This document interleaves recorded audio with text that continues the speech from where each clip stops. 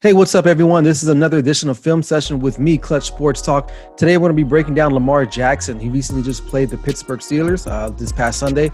They lost 28-24. What I want to kind of do is break down some of his accuracy, ball placement, and decision-making today. So sit back and relax and enjoy the show. This Clutch Sports Talk Film Session. Let's go. Welcome in, guys. Hey, man, I got another great film session edition for you guys today. Like I said in the opener, I'm going to be talking about Lamar Jackson. He's the reigning MVP of the NFL, but he is struggling quite a bit this season. This past game against the Pittsburgh Steelers, it was one of those games where, he threw for over 200 yards, 2 touchdowns, but he also had 2 interceptions, 3 fumbles, 2 of which he lost. I believe he only threw for like 56%, which is not that great anymore in the NFL, considering guys are throwing an average of at least 60% or better. So definitely some things that Lamar will have to work on in order to take the Ravens to where they need to be, which is Super Bowl or bust for them this season. But today I want to break down their last game against the Pittsburgh Steelers. It was a close game. It was tight. I did pick the Steelers to win because I thought they were the better team overall. And there's a few reasons why I think that, the Baltimore Ravens are actually, I wouldn't say in trouble. They will make the playoffs. They will be a contending team, but there's some things that they're going to have to get right with Lamar Jackson. So without further ado, let's just kind of get into what I'm looking at here with Lamar Jackson.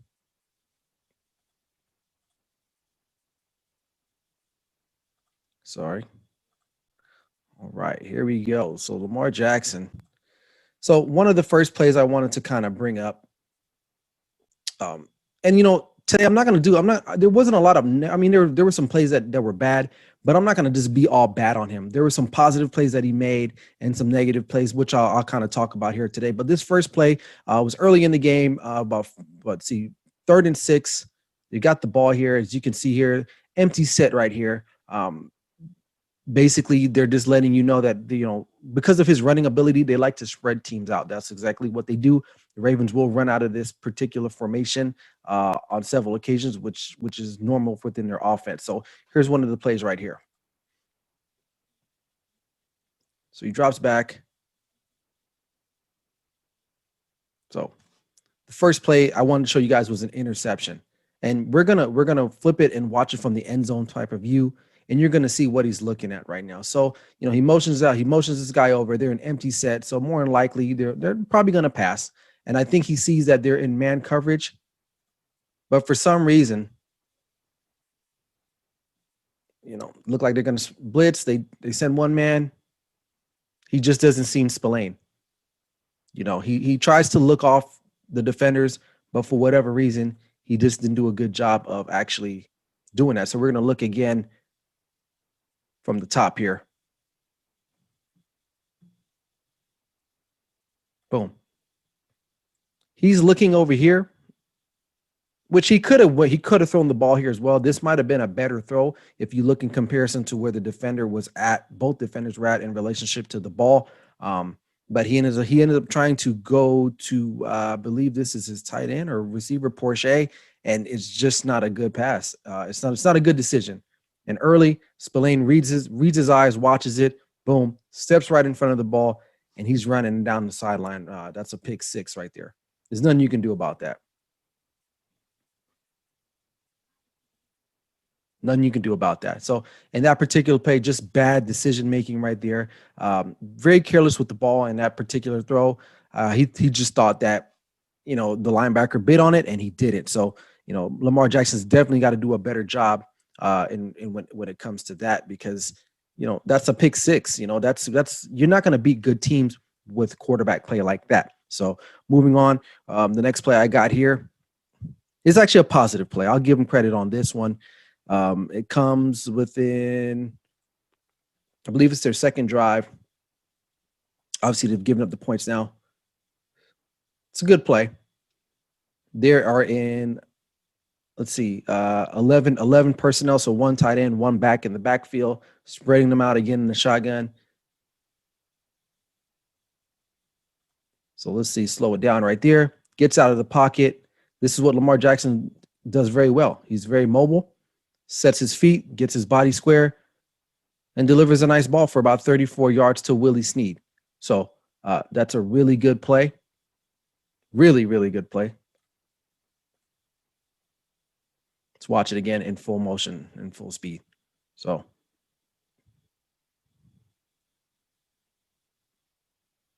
perfect. Excellent play.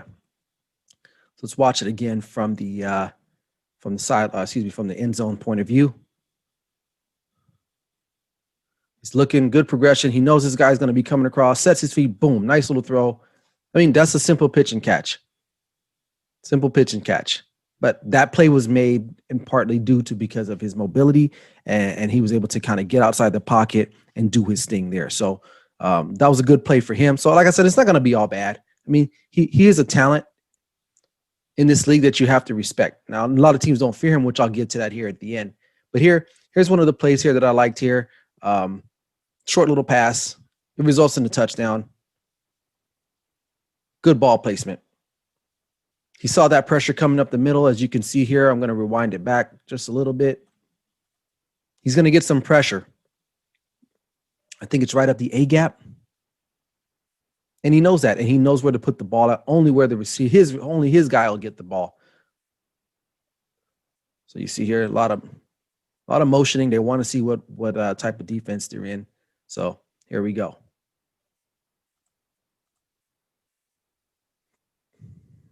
So they do send a blitz. I'm sorry. So outside blitz, Minka Fitzpatrick, I believe. It's good delivery.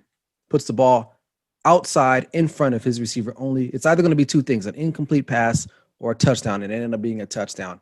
And, good catch as well. That's a really good ball by Lamar Jackson early in this game, early in this game. And, especially to answer that pick six that he had recently thrown, it was a really good play. Let's see the pressure again. Blitz is going to come from the outside over here. Boom. Pretty good ball. Maybe get it a little further, but it was just in an area where his guy will get the ball. So we're going to fast forward to the second quarter here. Second quarter, late into the second quarter, mind you.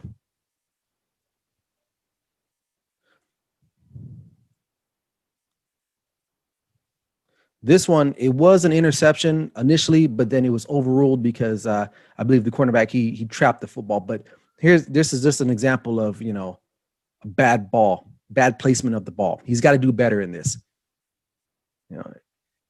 Lucky for him, the pass was ruled incomplete. But as you can see here, hopefully we can see from this angle, it's just not a good ball. His feet are set, but the ball is thrown outside. As I'm gonna bring it back, as you're gonna see the top receiver, the Z receiver, looks like he's just gonna run like a quick little 10-yard square in, and the ball is just thrown behind him. The ball needs to be out here. And Hayden actually just makes a good break on the ball, but unfortunately for him, he just wasn't able to secure the ball to get the interception. So even though that was a positive result for the Baltimore Ravens, it really should have been a negative result based on, Lamar Jackson's ball placement. I mean, he's got good protection here. He steps up a little bit, but just not a good throw. Just not a good throw. And like I said, he's going to have to do better than that.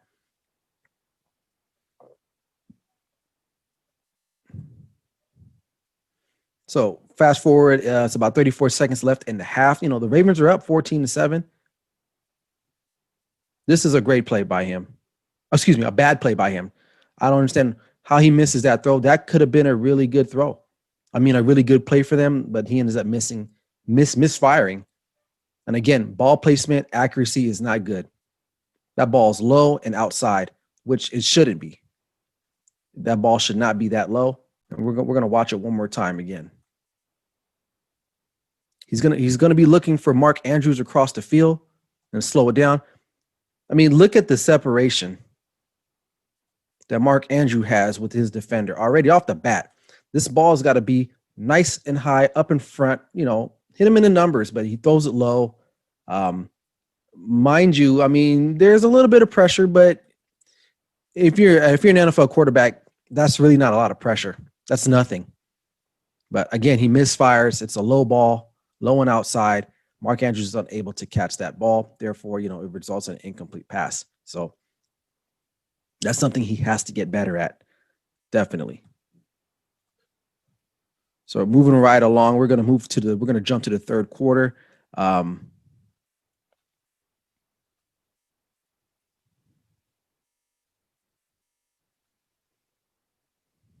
Sorry, here, just getting my bearings here.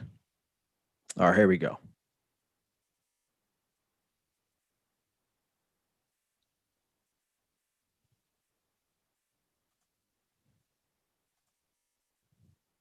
This ball coming right out of the half,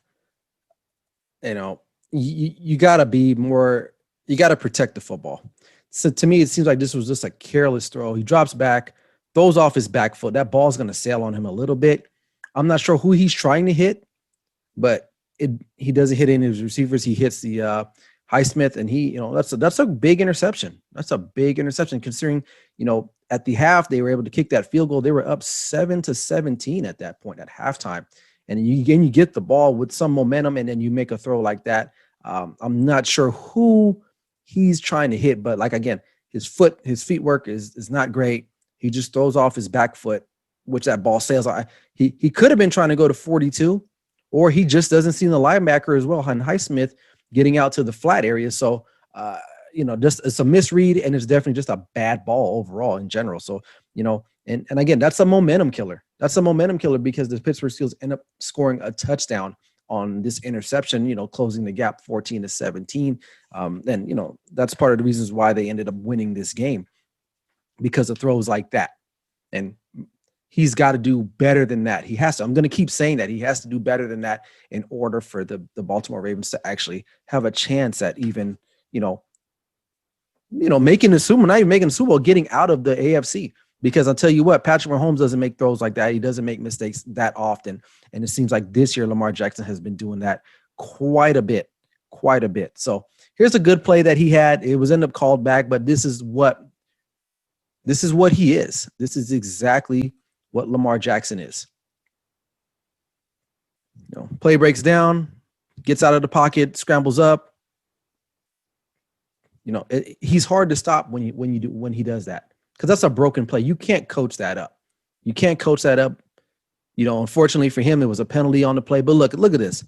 This is where he's electric. This is what's exciting about Lamar Jackson. His sheer speed and athleticism basically, ended up getting that touchdown, but it was called back, unfortunately, due to a holding penalty. And this is the last play that I want to kind of go over with him. It ended up resulting in a touchdown, but really, it was a bad throw. Marquise Brown just does a good job of hauling it in and getting the shin down. Look, that ball's overthrown tremendously. And again, ball placement. Not stepping into the throw. The ball sails high on him a little bit, but he was Marquise Brown did a hell of a job catching this ball and getting the shin down. And therefore they were able to, get the touchdown off of this. Look at that. He's got all day. You got to step up and make that throw. He has all this real estate, and luckily, some people say that's a good throw. I don't think it was that great of a throw. I thought he made it a little bit harder than on the receiver than he had to be. But that's just my opinion. But I think that ball could have been a little bit better, properly thrown, and he would have been able to be all right. But so that's it on Lamar Jackson. Here's the thing with him. He is a great talent. There's no doubt about that. He obviously, you saw in one of those running plays, he was able to, get out of the pocket when things break down. But the problem with him is that teams are going to force him to throw the ball. Now, like I say, he threw for 200 and over 200 yards, if I'm not mistaken. He was 13 for 28, which was a nice balance. But the Ravens outgained the Pittsburgh Steelers on the ground game. I think the Steelers only rushed for like 40-some yards, whereas the Ravens rushed for like 200 and something yards. And he still ended up losing the game. But the thing with Lamar Jackson is that what teams are going to be able to do is they're gonna basically force him to throw the ball, especially down the field. That's where he's weak at right now. He, as you can see here, he does have some inconsistency. He can throw the ball down the field every now and then, but if you ask him to beat you like that, I don't know if he can do that. And they struggle when they trail late in games. Now, which is something that they don't typically, they're not in that situation all the time where they're trailing. But I know for a fact that, when they come out and they start trailing, especially in this game, they led most of this game, if not all of the game, except for the very end.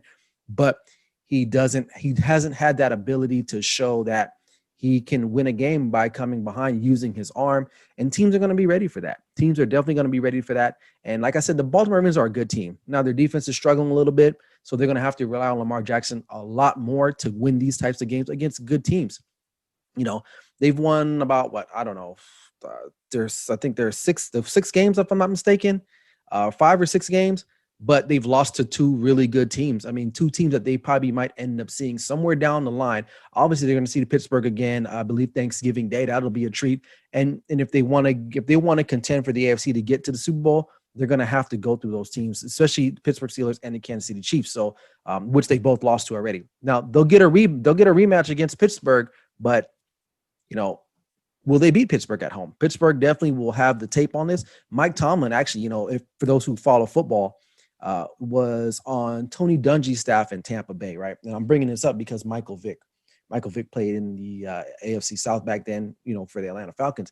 And Michael Vick struggled a lot against Tony Dungy and his defense. Well, why? Because Mike Tomlin learned from Tony Dungy. And I think Mike Tomlin was a defensive backs coach back then. And, he has a blueprint on how to stop and slow this young man down. And a lot of teams do too as well now. So he's going to have to really get better and focus on his throwing ability in games, and especially when they're trailing in games. So, the Lamar Jackson, I'm not saying he's not garbage. He's not trash, but is he going to be a Patrick Mahomes or a Russell Wilson? I don't see it. I don't think so.